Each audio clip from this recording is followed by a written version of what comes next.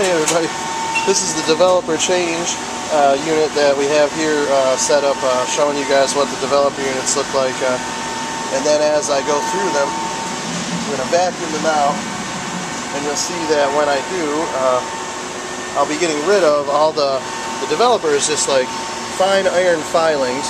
You can see them move on there when I do it. You can see them disappear, come back around. They stand up, as you can see, like, you know, the magnet roller here is,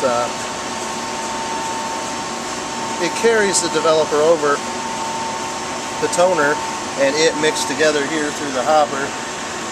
There's like an auger in there that spins, and what you're doing when you hook it up to this machine here is you're putting the vacuum cleaner here, and taking all of this out of there as much as you can, so that you can reapply your developers. And the developers are like this, small tanks, and each one is quite heavy because it contains the iron filings that you know, carry the toner. So there's a little bit of toner and developer inside of each one of these, and they all have, you know, different colors, of course, you know, that you do as you go.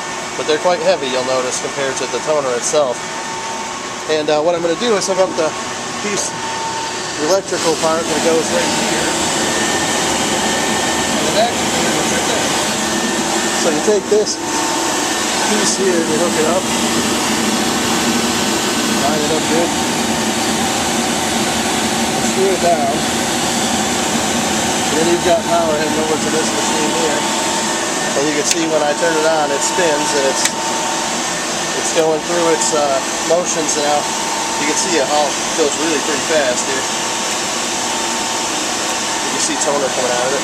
Now when you want to hook up your vacuum cleaner, you take your brand new vacuum hose here, which is going to get dirty in any second now. And then my other brand new vacuum hose I just got, but you take this, and you can see it's got a peg. You put it in, turn it until it locks, and then you have vacuum heading over this way. Quite a bit. So what I'll do is attach it to the machines and set it up and show you guys what it looks like when it's pulling all the toner out of the device here. So what I'll do is hook it to the center, and you can see it already darkened it up. And it's heading into this canister, and then down into my catch bucket there. And I have plenty of those cleaned out so that when I do this I can get one and just replace it out as it gets full.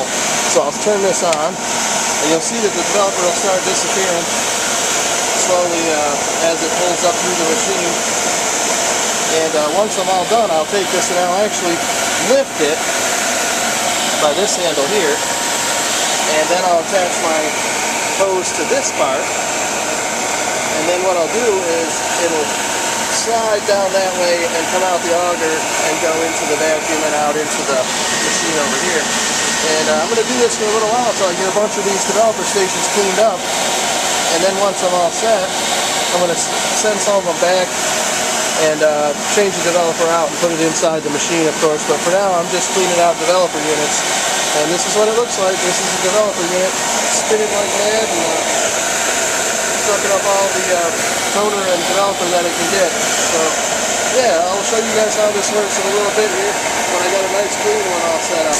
When you've gone ahead and got the developer pulled out of it with the machine here, you can open up the lid too and get all that out of there. It's just 2 screws, you know, and then you open up this and it's almost like it's been powder coated. It's hit so hard with it.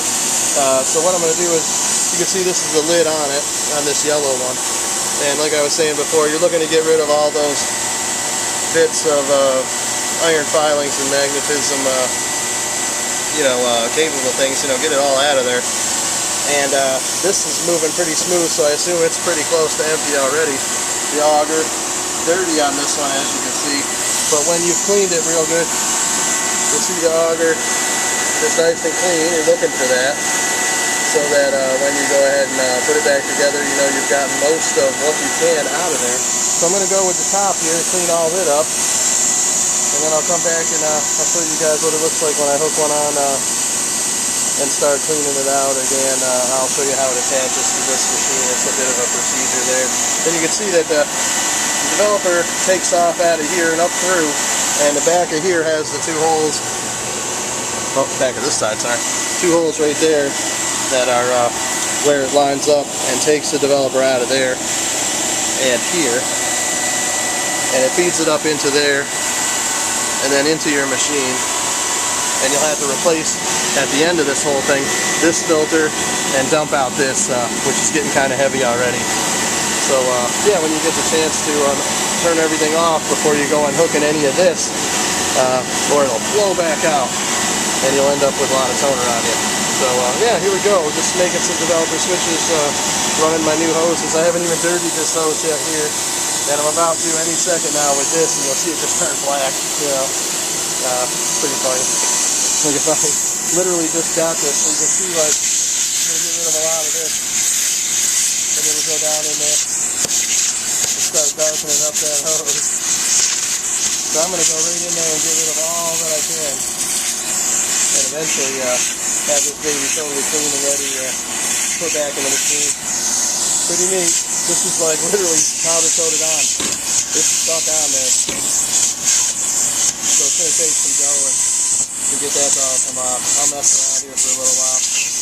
But yeah, as you can see, cleaning the developer is the messiest part, but you only have to do it like, you know, every 6 months or so we'll change out developer and add new. Once you vacuumed everything out that you possibly can, go ahead and, you know, you got your lid nice and clean here, put her back on, put the 2 screws back in. There we go, yep. And then make sure while you're doing all this, you know, that you haven't done what I've done so many different times and vacuumed up the screws and sent them right through the machine. I've done that. That's foolish, but it happens. You end up, if you set them aside and then you just get the vacuum near it, you will vacuum them right up. So yeah, just tighten these back down as nice as you can. Not too super tight or nothing.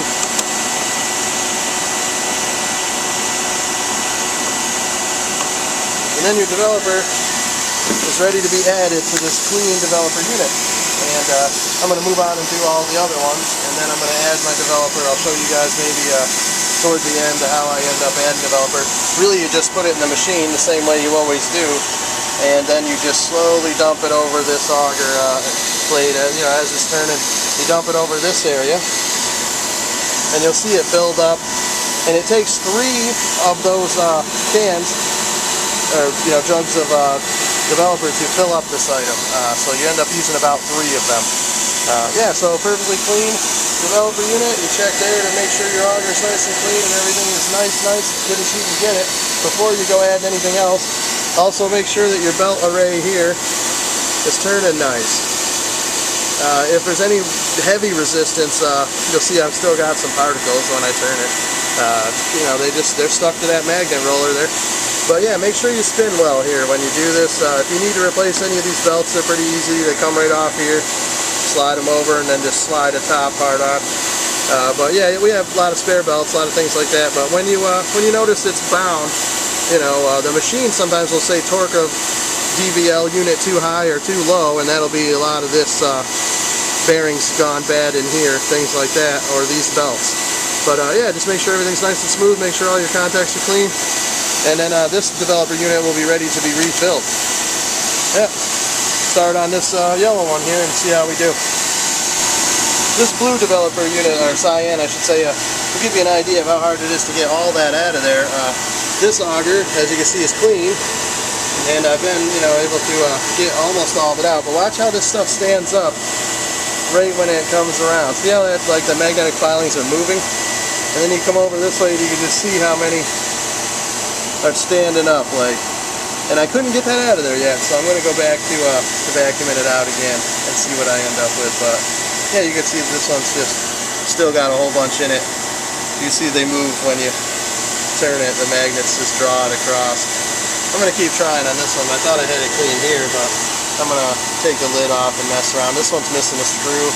Must have been somebody yanked her out of there, or it fell out, vibrated out into the machine somewhere.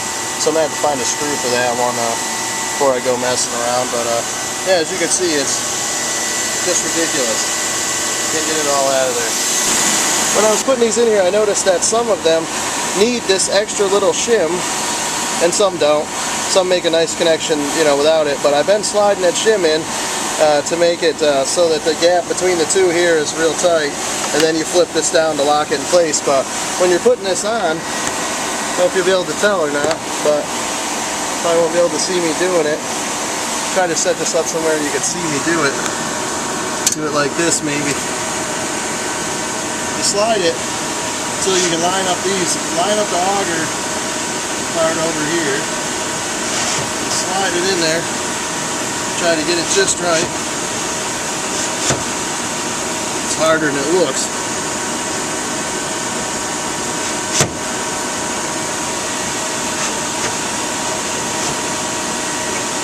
There we go. Then you slide that in place.